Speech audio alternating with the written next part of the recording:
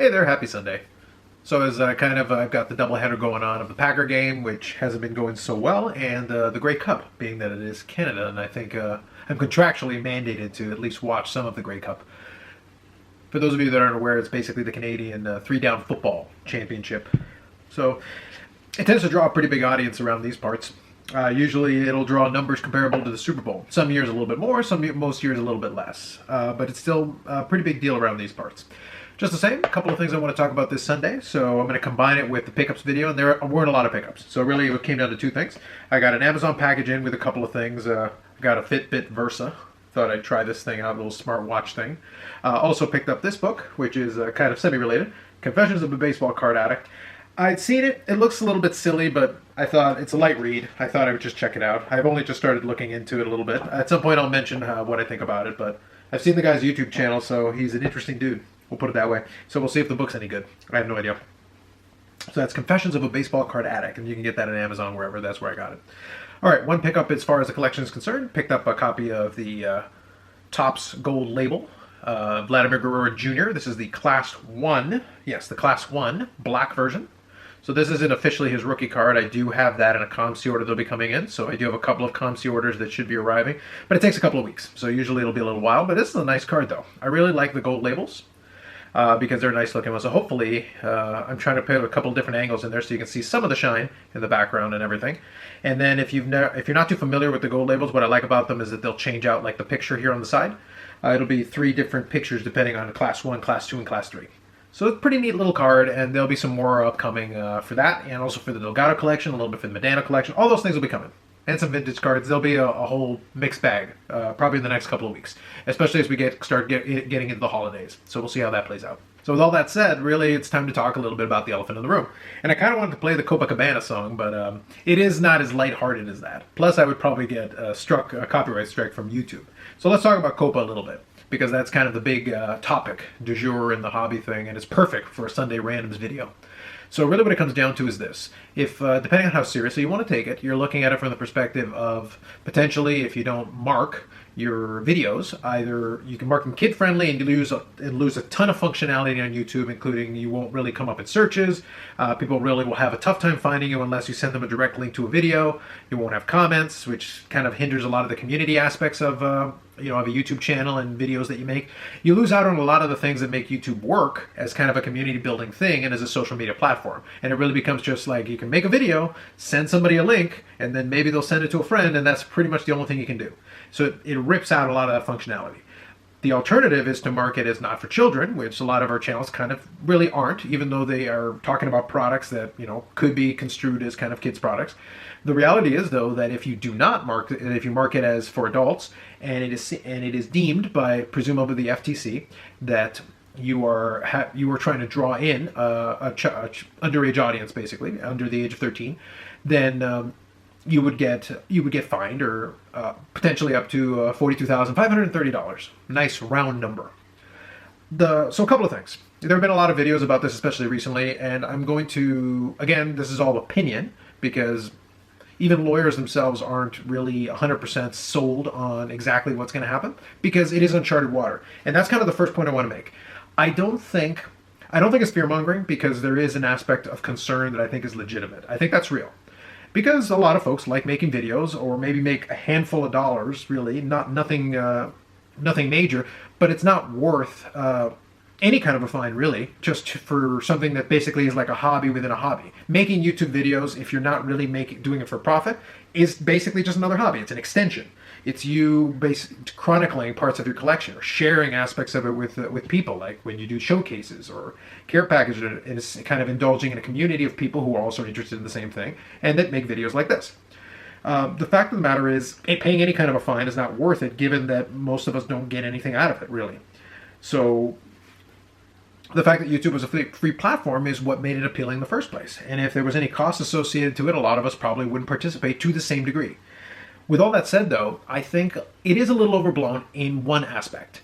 The vagueness of the law in question, I think, is what's going to make it hard to enforce, really, to the extent that I think some folks are worrying about. And the reason I say that is this. The FTC really doesn't have enough people to even try to enforce something like this with millions of videos out there.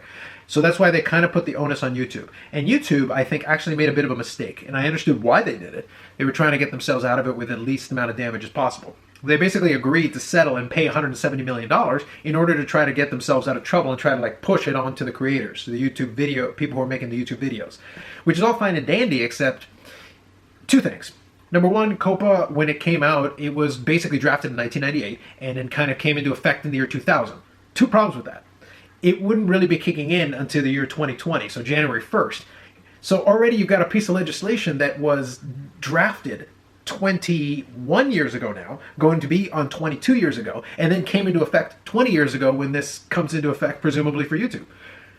Every time you try to make a piece of legislation that talks about the internet, especially if it's 20 years old, it's rife with problems. It's going to be too vague, and it really hasn't kept up with the changes. Because if those of us who can say that we were on the internet in the year 2000 or before that, can tell you that the internet has changed a lot in the last 5 years, let alone the last 10, let alone the last 20. 20 years ago, Facebook wasn't a thing. 20 years ago, Google wasn't a thing. Yahoo was more of a search engine at that time. Netscape was the browser of choice for a lot of folks at that time.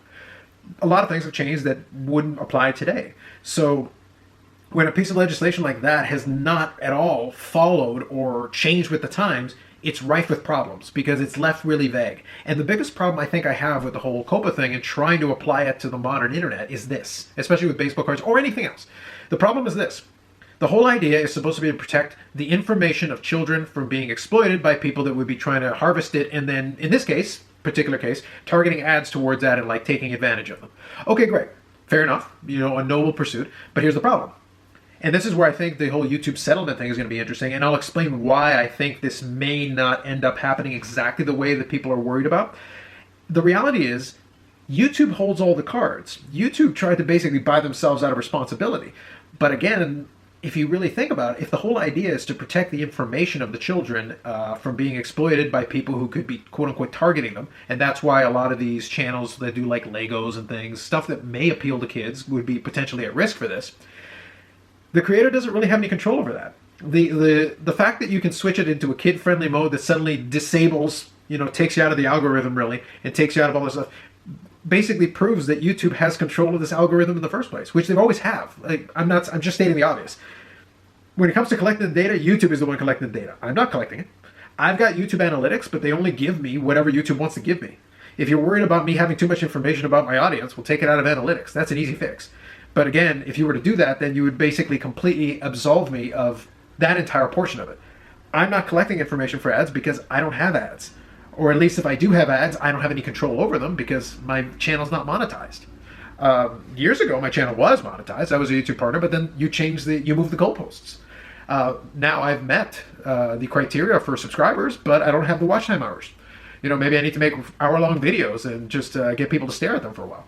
But the thing is, so now that I'm no longer a YouTube partner in any capacity, I don't have any control over the ads. So if you see an ad on my video, I don't get anything from it, and I also don't see it, which means I'm not collecting the information. I'm not putting the ad on it. So if any kids watch my channel, I'd have no control over it. I also have no control over the algorithm. If you saw my channel by accident, if you're not subscribed to me or you weren't already, maybe someone, maybe like Eric Dose Back Pages, when I got a shout out in one of his videos, some people came by because of that. Unless someone explicitly mentioned my channel, you're here probably by accident, or you happen to be typing in something sports card related, and maybe one of my videos came up, and if you like what you saw, maybe you stuck around and subscribed. But other than that, I can't entice you to come into my channel unless I went out of my way. In order to meet that end of the criteria, I'd have to like go to a message board or go to a social media platform where kids socialize, and then like throw links of my channel, which I don't do, and I don't think any of us do. The majority of us, I would say, don't do either. So the reality is, we're not trying to draw that audience, and if we happen to be drawing that audience, we have no control over it because the YouTube algorithm is what controls it. If somebody types in sports cards and our video comes up, or PSA submissions, or in my case, a lot of times, Lady Vladimir Guerrero Jr. Stuff, some hockey stuff because I do a fair bit of that. If you type in one of those search terms and my video comes up, I have zero control over that. I can put tags in it and things like that, which is fine, but the YouTube algorithm still decides how far up those search rankings my stuff comes up, and a lot of people don't go beyond the first page or so. So if you're all the way buried in like the 10th page of search results, people probably aren't going to find your video. And that is entirely in YouTube's control. So if YouTube controls the algorithm that lets people even find you, if YouTube controls the data that is being collected, and YouTube is the one giving the actual ads, then why would I be responsible for any of it? Again, this is kind of wrangling between two things. Google wants to get out of this without having to take responsibility and is trying to put the responsibility on the creators. And that leads me to my point about why I question if it's actually going to end up being applied the way people think. Like I said, the FTC, I don't think, has the resources to actually be able to do it. So as part of the settlement, what they're really doing is they're relying on YouTube using a lot of their automated systems to try to flag it. The same way that if you were to do a bunch of copyrighted music right now on a video, it would put that little flag in there, go, hey, copyright strike, or hey, you got some copyrighted music on there. It's using an algorithm to analyze the video when it's being processed to tell everybody that there's, I should say not tell everybody, but to tell the system that you're using copyrighted music, or that it thinks you're using copyrighted music. Or if you were to take a clip of say the NFL game, and you put that on the screen, it would immediately flag it as, hey, this is copyrighted material. Well, the way it would know that is because the algorithm analyzes it during processing. This is all in YouTube's control. So they're hoping that they can use something electronic like that, an electronic solution, to try to monitor which videos are actually targeting a child audience. So that leads us to one other thing before I get to, I think, what's going to be the big issue here, is that, number one, you need to be 13 to create a YouTube account. So if you're trying to protect the kids, well, number one, technically they shouldn't be on YouTube, but let's be realistic. They're going to get on there. And also, it doesn't matter whether they have an account or not. If you look at your demographics in terms of your analytics, and I've noticed in some of the videos people have, they mention, oh, well, almost none of my audience falls into that. Well, just remember one important thing. If somebody's parents have one of these, and the kids grab one of these and say, hey, can I watch YouTube? And the parent says, yeah, sure. Well, the account is under the parent's information, and the analytics are going to come in there as a 35-year-old or a 40-year-old, and it's a 10-year-old watching it. It doesn't change the fact that it's actually a 10-year-old watching it. But at the same time, to your point, if being fair about this, the analytics are going to show the 35 or 40-year-old. So you can argue, hey, again, I don't have control over that. I'm not the one collecting the data. It's YouTube. And that leads me to my main overarching point of why I question if it's actually going to be applied in the way that people are so concerned about.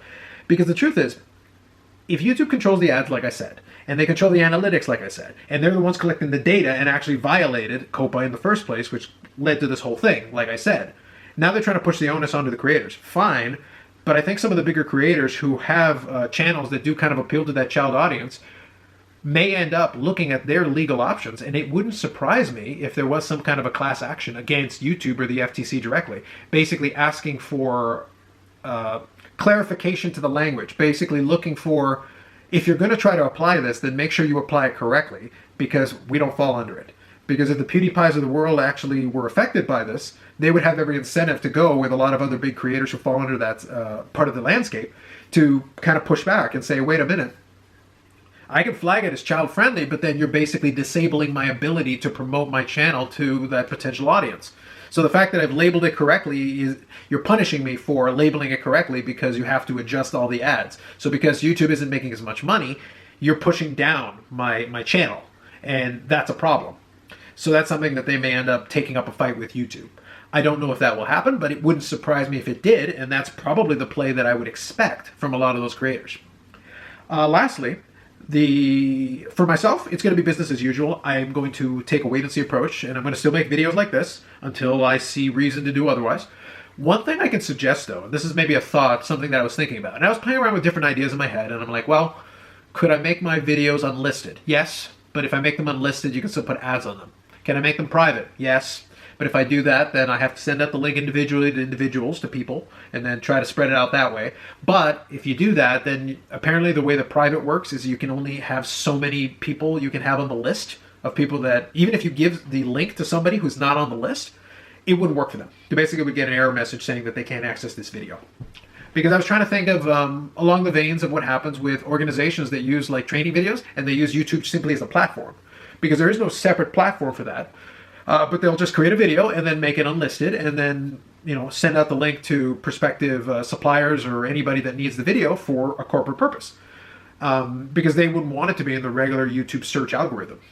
I think that would work probably better. You could do unlisted, that would be a way to do it, Or if you have to, like I said, this is in the worst case scenario where COPPA and all that happens. So January 1st rolls around and now you have to choose. And you can delete your channel, that's your choice. You can get rid of all the videos, again, that's your choice. But I'm trying to think of workarounds. And if it comes to that, which like I said, I don't know if it really will. I'm not complete. I wouldn't bet my money on that. Because like I said, I think there's going to be a pushback coming in the next couple of weeks prior to that deadline being crossed. But we'll see. If it does come to pass, though, my thought is, and this is something maybe people should look at and explore while they still have time to do so. What if you went the route of having, like, say, a Facebook page, or maybe like a Reddit, like r/YouTube sports card community, or r/YouTube sports card, something like that. Whatever. I'm just making something up. But you have it for the purpose of, you can still have the community portion of it. You can still have the comments. You can still have all that. And when somebody makes a video, they can put the link on there in a Reddit type format. And then obviously if people like the video, they can upvote it and whatever. I'm just using Reddit as an example. You could do that with a message board. You could do that with a website. You could do that with a bunch of other things. But at least that would give you the commenting functionality, the ability to like different things and whatever. So it'd allow you to restore that and still be able to share your video. Now the downside, the pitfall, is that you can leave it wide open and then just randomly anybody could come in and you're going to have to try to police it. Somebody would have to try to moderate it, because anything in a Reddit or a message board or whatever that's not moderated immediately falls into disarray and disrepair. Go check out Blow It Sports Cards if you want to have some fun of what happens when moderation is questionable at best. But the truth is, it always happens with message boards. It always has. It always kind of falls apart that way. But if you have some kind of a group or something where you try to at least restrict it and control it, yes, you are limiting the community a little bit. But at the same time, if YouTube takes it away, it's YouTube's sandcastle. They've always had the ability to close off access to it. It is merely a platform for you to put your videos on. So you have to take that into account, is that you don't control it, you don't own it, and you're not paying for it. So because you're not paying for the bandwidth, you don't really have the right to complain if they completely change the rules on a whim, which is basically what's been going on. But if you still want to try to use it and still try to get some of that functionality, there are workarounds. The main reason why I threw out the thought of like a Reddit or something like that is then, like I said, you still get the comments.